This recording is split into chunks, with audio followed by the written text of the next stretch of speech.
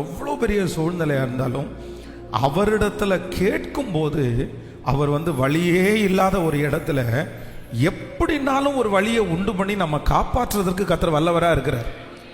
நம்மை ஆண்டவர் காப்பாற்றாம நம்மளை விட்டுறவே மாட்டார்.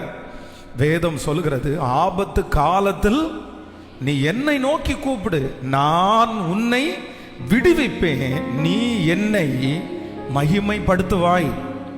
நான் உன்னை விடுவிப்பேன், நீ என்னை மகிமைப்படுத்துவாய்.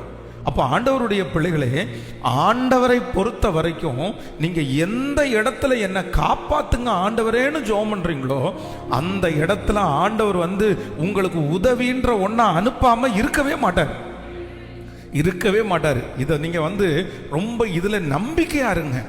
இல்லை அது எப்படி வழி திறக்க முடியும் அப்படின்ற பாதையா இருக்கலாம்.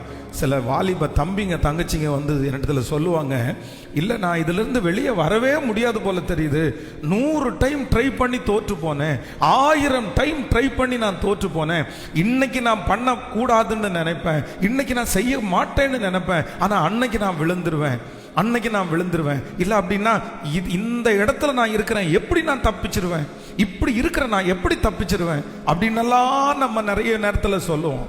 ஆனா ஒன்று நீங்கள் நினைத்து கொள்ளுங்கள், ஆண்டவரிடத்துல கேளுங்க, ஆண்டவரிடத்துல கேளுங்க. பலத்தினாலும் அல்ல, பராக்கிரமத்தினாலும் அல்ல, தேவனுடைய ஆவியினாலே எல்லாம் ஆகும்.